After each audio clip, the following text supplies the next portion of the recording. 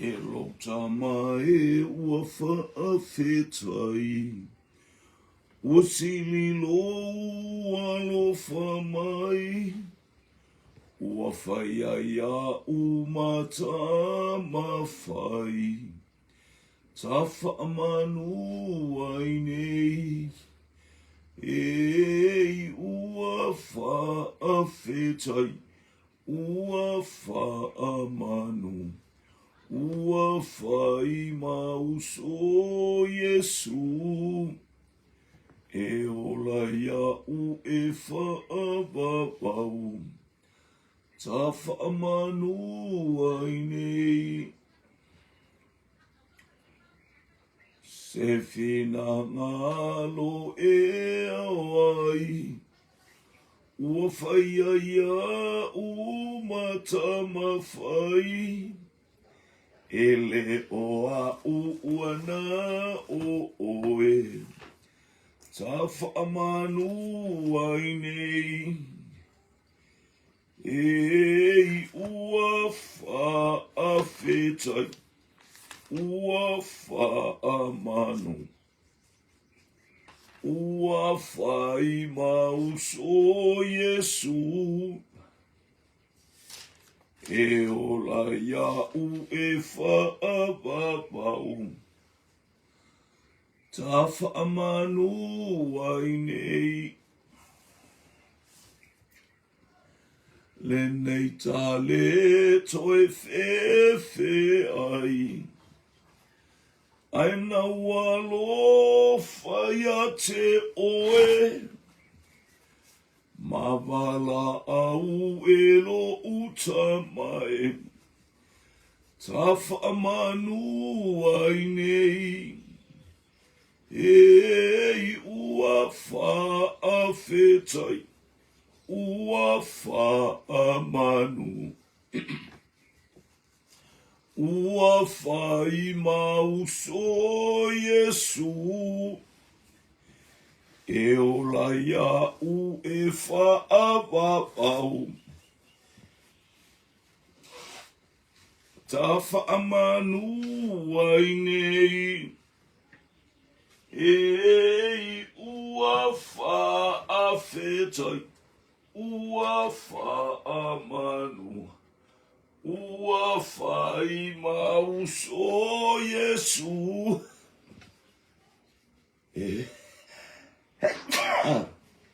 E ola iau e whaababau.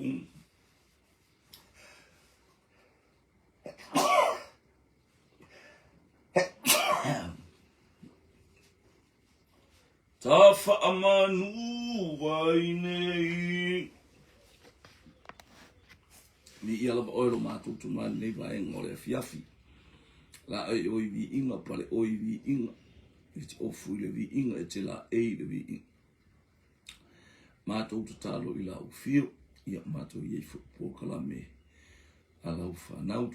Taulaga Afiafi. Ala au la ufio. Fesoa soan mai la ufio lo wanganga pa ia tau tua lua mai mātou. Iu mea umai lau vi inga. Taftai lau whaamaronga nei afiafi ana o Yesu. Amen, amen, amen. Whaatalo fa sofa man maro i Yesu ke risolo tātou honi kunu tātou whaore nei vaenga. No le afiafi ia maro le fōlau maro fō ile. Whaatotoa mātou. Peatu nei afiafi ia whaamuino le sua fo i ova le atua e whaavau. A o le tātou. Tātou pukalama nei afiafi ia. Aleluia, ia ua mau mai tātou whaamalosi. Aleluia, ina u tātou se atu le tusi ia. Whaamasino ni tāu pue vanu. Le fitu wa umana taua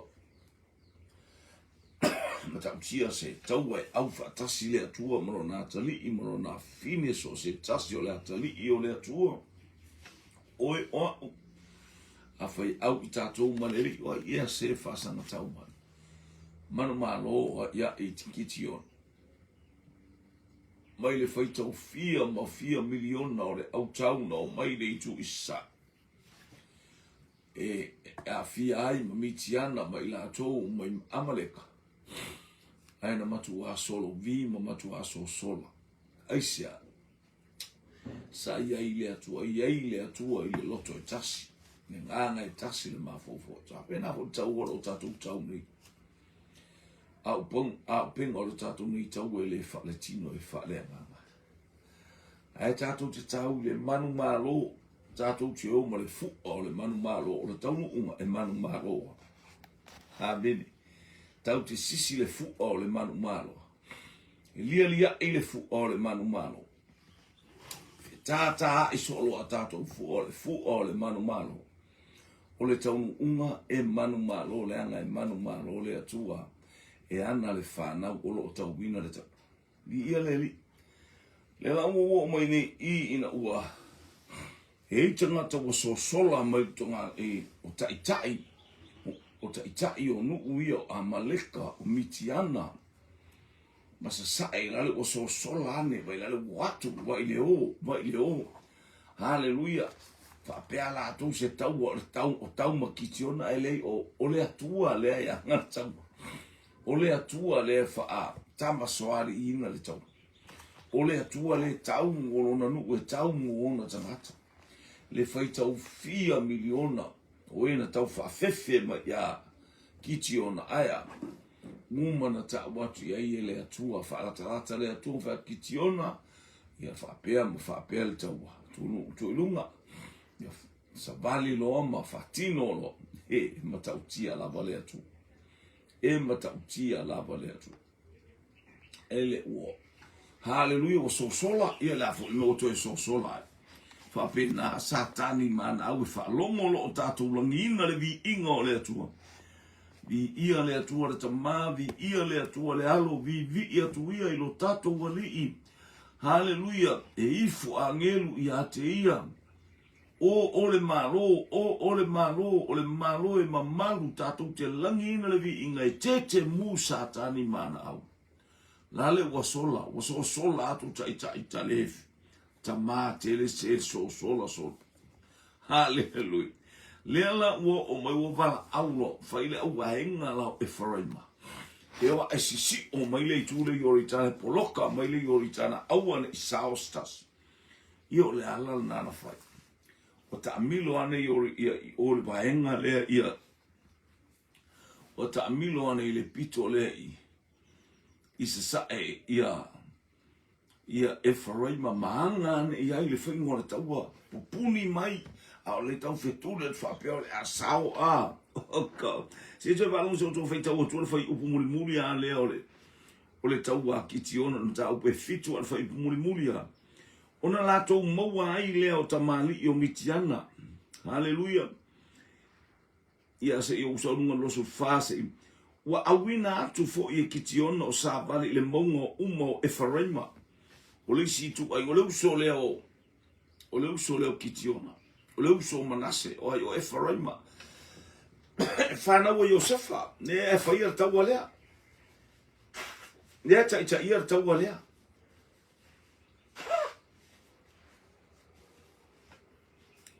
O awina atu fo I e kitiona le sa vale le maunga o Efraima o whape atu. Ina whaifo ia e pupuni ia mitiana ia mua ia te ilato ma ia auto mo ai le vai e o atu I Peter para ma yoritana ona fa poto mai leo tangata umo Efraima ma lato mo le vai e o atu I Peter para ma yoritana ele o ia se tu langa fa pe ele fa alia se ito Efraima ma to le o le auso ale watu wa ilunga ia kitiona mai tono manase longo isi tu ele longo Efraima ia fa ono fuafo Efraima ia fa pelate lo alfa na wole atu ao fa to au mena fa to afai mul ai se tau le tau le fa tono mai ele atu mul complain aya ai mo fatino ma na ia le fatino mo aya complain mul Io e palonga le me o fetalai mai le atua ilo natali I polo na fine o le o fai matai tai. Hallelujah. Ona whapopoto ai lea o tangata umo e wharaima manato umoa le vai o atu I peta parama I oritana. Ona nato umoa ai lea o tamali I o mitiana e toalua o reva ma se eva. O tangata ia leena taita ia male au tau. O tangata ia na langa mai ai leena avela na fe au isasai. Avela na fe au hangai ia amaleka o mai. Moi se tato o matua fa amo ale la kiki le pe ya o me ia fai nei fa longa le bala au Iran mo vala au solo io e la male atale o mo ile atua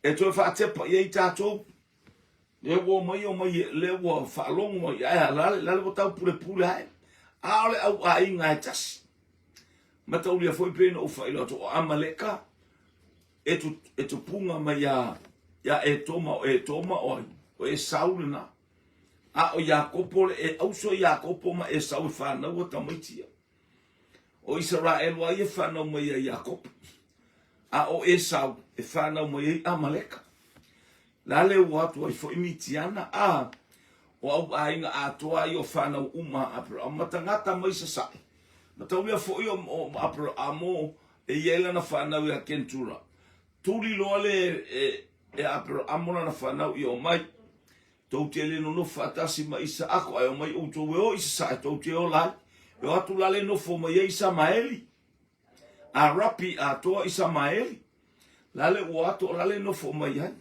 hallelujah tumu atu tatu na ta o tangata mai sa le o fatu mulia le mea hallelujah ai fasa na tau mai ia Israel Te lo so se me ye le ngol for langa so se me ye le ngol fe ngainga le atua le mena fai fe ngainga ile atua ele fai fe ngainga le atua ia Isamael na fa manuia ia ile atua na fa manuia ia ile atua ia Isamael matamaiti uma ia wono no fo mai sai a o isa ako o le tama o le folanga fa mai tala tu spayan ta o pesuma fitu al fa pesuma iba a o isa ako o ke fatu ma wina la mafia ngainga ma isa ako hallelujah o Isamaeli o te fa manuia ia te abea fo ia le tupunga sfulu lua tu ai o po to ina ia le tata o te fa longa tu spa ia to ina lua sumar fa a le to tuli ia langa o to ina faita ulanga uma to le aingo ile whanau le a rona a o le isi vaenga to sfulu ono a le isi vaenga to valu mo wai lua sfulu wha ia le wha mai a ola le to tuli hifo lafo la to pale le au whaitaulanga aleluia I luma o le atua siri es po watu au ina tau le atua mai tato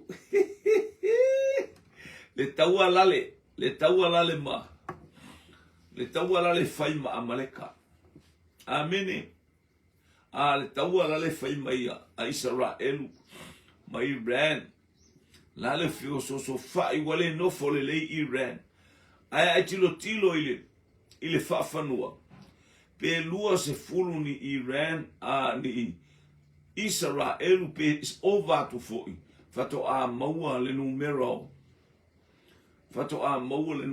tangata hallelujah ole area ato Iran le la po o Iran masta mai Israel aya ele fasauina ele ato ila to oe fai fili ile ato abela upati ebi ia le ato ia fa manuina le suafo io vale ato tato ia lungo tato fa so praise God no fa pe mai le o tangata o Efraima ia te ia se ale nei mea o e faia ia te imaton ta o pe valu ina o e alu atu e tau mamitiana wala to matu a finau tele mai ia te ia no fa pe atu ai lea hallelujah ai lea ia te ila to se ale mea o faia nei e tusa o mala o to ele isili ea ona le lei ea nai toe fui vine o Efraima, ile tukunga waina, ile tukunga vine o Apiseru.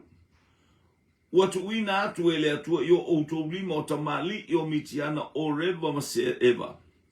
Se hafo ile mea oute mafaya ona faia tusa ma outou. Ona whaalau le leia i lea o ila atou ia te ia. Ina ua whaiatu o ia le na o e selemana ia o le oa le taita i aha. E selemana ia o se taita i e tumu le tamao a inga i whaamanu yanga le atua. O le taita i le taita i e ilona malosi le taua. O le bala au mai le anganga o le atua. Leo atu lai, e ui ai ana tala na ia whaiatu, ele o au se toa malosi. Awa ta umai ele angelu o oe le toa malosi. Ele sila le atua i se malosi, pei ona ola i tino. Ai sila le atua i le whaongaina o le tangata. O e taua aile mena wala awa i le atua ia Neemia. Na whaamanu ia i le atua ia Neemia. Ona o le tangata na te la ngona o lona taimi lea. E uina i ti esela na ngā luenga le whai ele o se ngā luenga. Hallelujah. Ele o ni ngā luenga ka muta na ngā luenga ele o i o se whaufale. Ai whamaila alwe hati le pā. Aora tangata tautu waina. Se iwa ele whaonga ina o oe ele atua. Samoa. Le aingo le whatua tua ele nei afiafi. Ele i ti le atua mana whamurianga ia te oe. Whamanuyanga ia te i tatou umana. E sili le atua. Lele watu lai mai le atua i ana whamanuyanga. Hallelujah. Lele wanga i mai le atua i lona ngare leisisi ese whasoa. Hallelujah. Praise God. Lele ua baba ayatu ile. Hallelujah. Lele ua baba ayatu ile iati ai. Lele ubaba ayatu ile nu wamatu wa tu la mai. Hallelujah. Ma ai mai au Efraima. Fa hallelujah tu yope va tu fi tai tele. Ai mai sia Efraima ma Manase la ngole o so le ya wali ya. E ma na ye yo le la o la wa. Yo mai lo man Efraima wa umana fasi Efraima se ia tangata ia o se eva ma oreva. Umana fasi. Aya. Lele ua au mai. Lele ua. Ua tai. Ua matua wha moa e Efraima. De uso o Manase. Maona tangata. Hallelujah. O ainga i o Manase. Ale fatu a kal mua muri e Manase. Ni ia le atu ai o mailo le ufa ali mai complain ai esele mana i o tala tangata o le atua. La me utu fa pena ai. Ele sili e a fui vine, toe fui vine oi Efraima. Ile tuunga waina po le tuunga vine oi Apiseru. Wa makario Apiseru le nu e no fuai il tamalea. Apiseru le nu o kitiona. O lona nu ato o Manase. Ia ole pito nu'ulea ole nu'ulea o Manase Apiseru. Lea no fuai Manase le ufatu. Ele sili ea toe fui vine. Hallelujah. Ua tau e auto sili aku le sua. No vinga sili atu le tamao a inga ole mea ua auto faya. E sili atu le maualunga. Ole whaane ne e mare vi e toi tangata i ate auto mato umalawa. Aisea. Le anga ana le maua tangata ia o tangata fo ia to he ioe a o ta ita ia no mai lu ile nu o le atua no mai lu ilo tato nu no mai lu i o tato tangata no mai lu ilo tato atua no mai faafia malosi mai faafia popoto mai le o to e so sola laia a le ana leino uvala awatu malo fa tauta malo fa tua ia te utu uso tu te pupunia mai sili atu le wapo le ale nei taua. Ana le maua tangata ia. Mai mautei. O tangata ia fia maua fia wa ai e tangata o lato uru. Tangata leanga nei. e sili atu nai to e fui wini no inga sto e vaenga o to toia o le taua a le ua tau wha mai a ile mea e ngata ai mea o ta ia sa sola a le ua maua mai nai lo le telo le taua sa matou whaatino ina ai le o maua tangata ia la ua maua le awala e sola ai lea no wala aua tua ia te utu o uso e selemana ia upo tangata o le atua a e selemana ia o mea mai le atua fia whaalongolongo ia i tātou te vava aia i lea taimi ma lea taimi hallelujah o fio mai le li e whaile me fina ngano ia i lea tua oka praise God ia e matautia lava lea tua ia i lea tua le vi inga oka ia uha whaalau le leia loto le auso wa whaalau le leia loto le auso wa whaafia ina i lātou i lea tala ma lea tala wa fia i lātou oka se ase mea o te whaia al pese hallelujah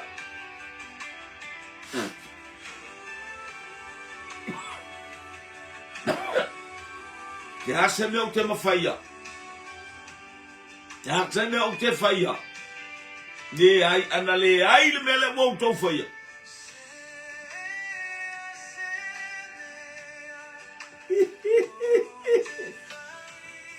e sele mana ia o uporta ngata o le atua la le mea o ke whaia mawhaia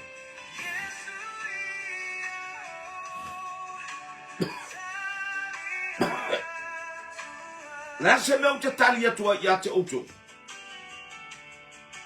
o uso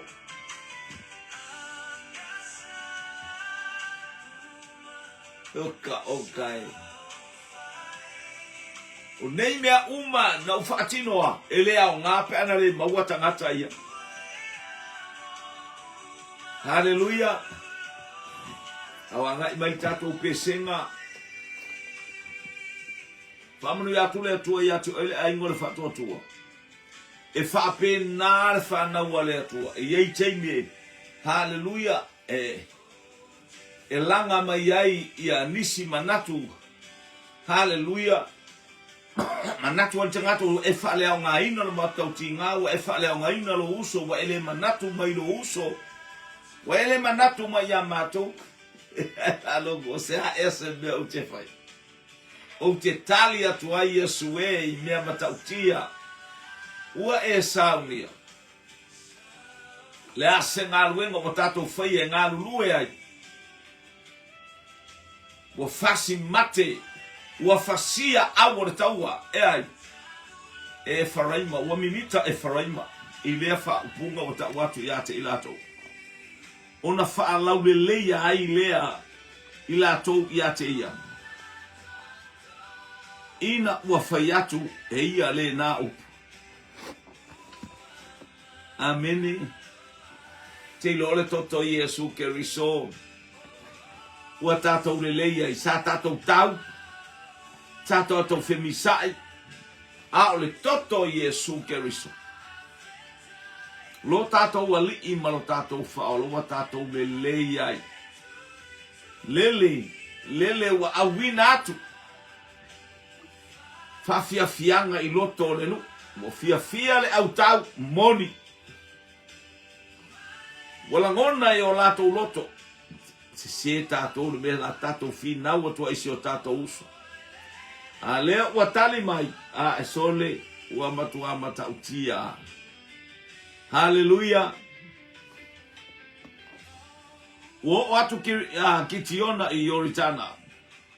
Ua sopo i atu e ia atoa ma le toa se lau o tangata ua iate ia. Ua lai loa i lātou ai tuli loa lava. Tauri ana amata mai le taua ana pō. Le ua o mai nei tula afiafi nei a. Nei e li taulanga afiafi, le taulanga le whaaftaima, le taulanga le vi inga ua le leile a uso. Sa tau oso mai eile nganga whaasara mei a o tangata tai. O le tangata le whafoeina. O le tangata wala awina. o le tangata na au mai ia le atoa o oe nā le toa malosi. Pa malosi le taua. Vi ia le ali. Ona whai atua i lea o ia tangata o sukota. Ia auto wa vane ni potoi a reto. Ona whai atua i lea o ia i tangata o sukota. Ia auto muli mai a tea. Ia auto a vane ni potoi a reto i le nu ua muli mai a tea. A wala i loa i lato. A o au. O te tuli loa atu. Ia seva masalemuna. O tupu o mitiana.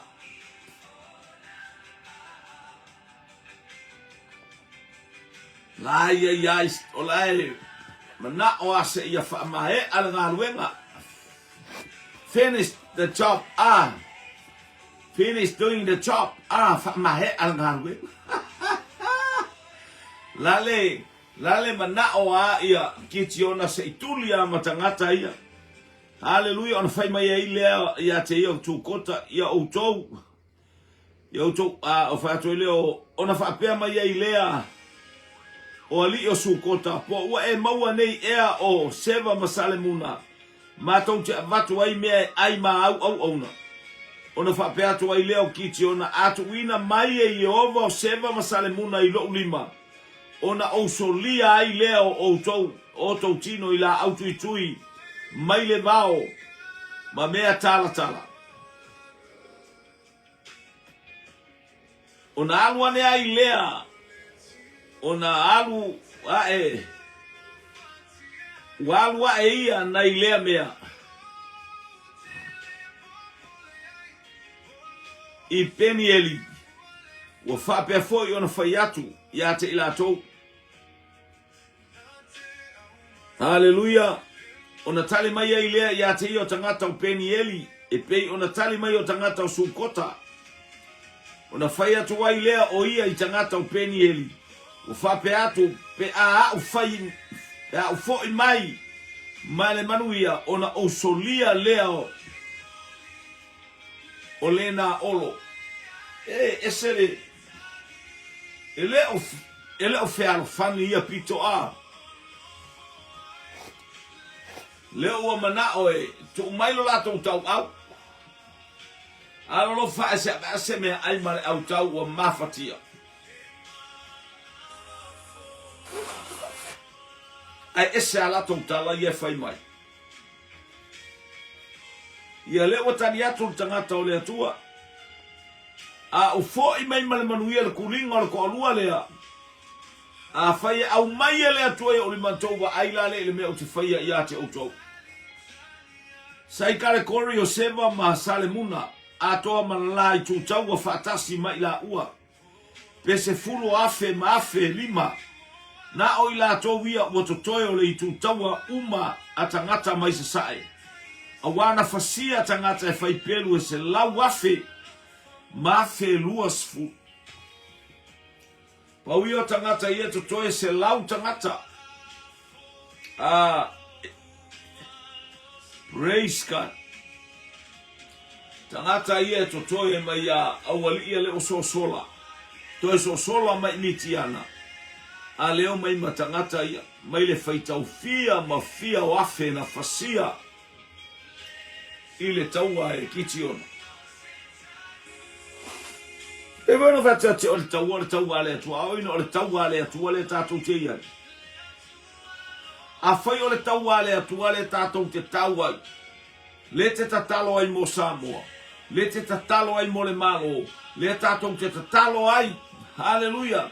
Ia nofo le lei o tātou tangata. Au e te vai whaitu au. Langa e sila fia e le atua le tu ai ngā taua nei ate oe. O lou loto ma lou leo e whaaleanga i au tau atua. E mai il whaalongolongo a lista ngata le whaalongo mai la utala ma le upo le atua le utua vatu i ate oe. A e tau le taua o le atua. A tātou taua le taua o le atua. O le atua. Hallelujah lava ia na whai o i tātou ma mea whai ngaruenga. Ai ofua ua vai. e ofu wa feoti fo mai ale tala ra ama a wanga I mai Israel a nofo po watu Jericho fo mai na wa mato fa longo ia mele nu o mai o le atua ona liu sua mai le o mato lo aisea leanga o le taua o le atua o le taua la si ia I suafa o le atua e leo staua nofo no fate I o tau dal mele taua I Israel ma malo iau tafa malo tua oi maso se malo o le taua o le atua e leo staua te ole lofa o Israel I on tangata le fainga mai luma o mata ma le fainga mai le pu e mai ata haleluia le mena tupu mai le wa tolu tau sanga o tau e Israel tau lua tolu lua fa lua lima lua ono le atoa nei ile ya o ke topa sau nei ile masina o luma atu haleluia le tolu o tau sanga o tau e Israel le tau haleluia ele fo Israel langa le tau o le atua na fa ngao Israel ai fai ale me fina ngalo ia ile atua a fai o le fina ngalo leo le atua haleluia per tato fa longo haleluia ele yosu fo Israel le fia tau ma mana fua le ai ona wala to mai lui mai au tau le atua pe ole mai Filistia au tuta vita ma fa pe oi e ale nu le peritomina oi nei Filistia haleluia para ai haleluia oi nei Filistia le fa mamaina e sa me wasi ia ile leo le anga foi wala to mai e tofi le tau wala to mai lu ile ta la to te no o ia ile atua ai pe ia o la to la ngona se tato wane la por to inga atua le o le atua le au ia Israel o le atua na faia le langi ma le langi le au na ia Samoa o le atua o Abraham o le atua o Isaako o le atua o Jakob o ai se tu mai la faia tu fatasi tato Samoa tato te tau le taua e ala I lau tatalo e ala le tato futa fatasi e ala I le vasila mai o le langi haleluia fe alofani Samoa e uina fe maa I mafitaua ai le anga la to no fo Samoa ma to fa le anga la to ai le anga I Samoa e le anga I le anga le tofi o le atua o le tau wa tu la I le nei mai tau ma taimi wa tato sava mali ai taimi o le ngata anga o le tau wa le atua o lo fia sila mai le atua ma sila mai ila na fa na lo tonu o lo ba ai mai le fa na lo to fa tasi lo to atua le anga le malo fa mai le atua e o afita wa yo istangata a o oia ia tangata le taua fa le anga stand firm tu ile manu malo si hallelujah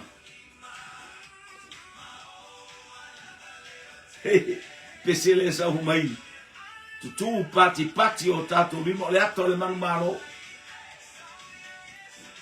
sau ia Yesu fa longo ia ile afionga le atu ame ese o tato loto tauta ba ame ese o tato loto ele fina ngalo ia ile atu alfa malo simo oi nei mai mau ta ua ile tai o masabari fa mai ile atu Samoa ia nai failo loto atu le fina ngalo ia ile atu te tatalo mo Samoa tato tatalo atu mo Samoa le fa foma mai ile atu po ai le tatalo molo Natali o Samoa po ai le tatalo molo na nu o Samoa po ai le tatalo mo le va engo le tino le atu o Samoa a faina fai upu ma le fainga o tato manatu ma le fainga o tato winga o mai lo le atu le mata upu e torsu ma tolu le tusia numero ar fai upu e lima suono ona o faia le ia te o tope ona o mana o fai inu ese pe no fai atu e fa lalo ave ese no ese a inu ole atongo I ave ese a fai to te lefa atinoa le mewa tato wasi fia ngai ona o faia le ia te o to Ona utali liu mai le palasi atu. Le toa sai lunga yate o tau. Ona ua tatou le whalongo. Via leli. Sai karekoni o seba. Masale muna. A toa malai tu taua whaatasi maila ua pe se fulu afe. Se fulu afe. Ma afe lima su lima afe. Na o ila tau ia ua to toyo le tu taua. Uma tangata mai se sai. Awana fasia tangata e fai pelu e se lau afe. Mas ful ona alwa e ai leo kiti ona ile ala. Oe ua maua ile fale ie isi sa e onopa. Le ya ke pea. Ona fasia ai lea e ia o i tu taua. Awasa no fotala noa lama le i tu taua. Wa so sola fo i seva masale muna. Ona le wa te ila e fai le malolonga. La wa tala no ilo lato pala ai. La lato te tala no ilo lato te i. Ile o ato Israel. Israel we te ia o ile mea. O ai le tangata o tau mawhai mai na te osofa. Ia Israel we te ia. Ai sia ei loa langa o lea tau mai ele atua ba ai i. O te ia seva masale muna o tai o mitiana. Ile ifo atu o le autaua kitiona. E langa e wa tau nuu tangata o kitiona. Ia lea. Falonga sulua. Wa so sola fo i seva masale muna o tai o mitiana. Wa so sola.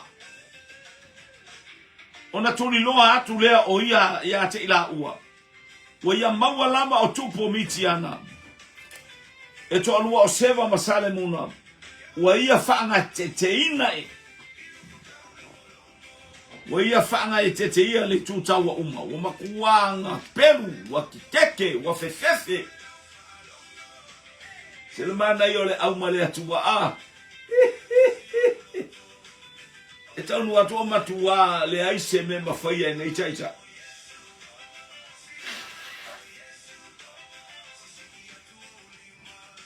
Ona fo'i mai leo ki tiona le atali o Yoasa.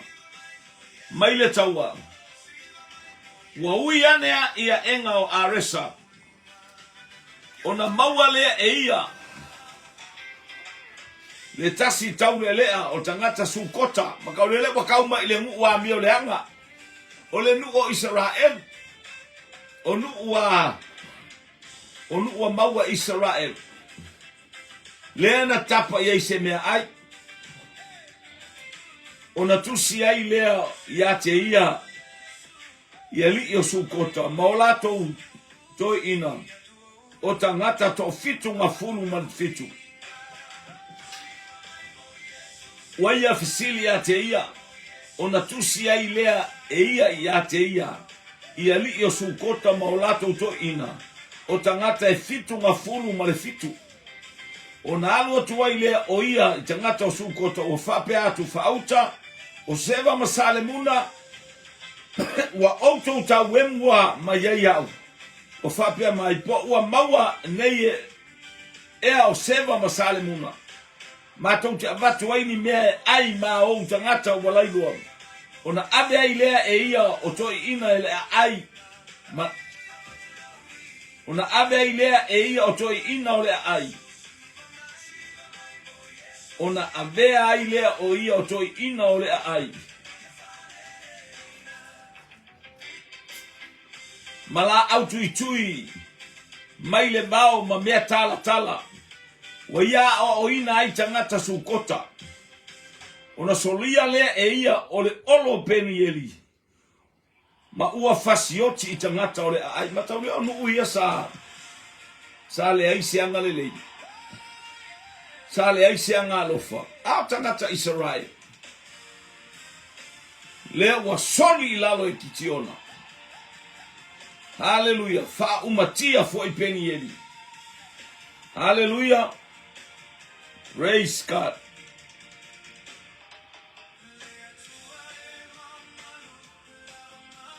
Hallelujah.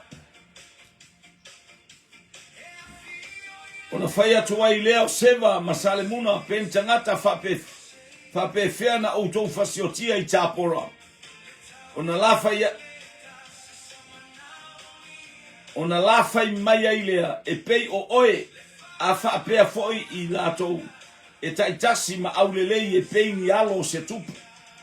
Ona faya tua i lea o ia o a uso o tamalo utina i latou o lo soifua i ova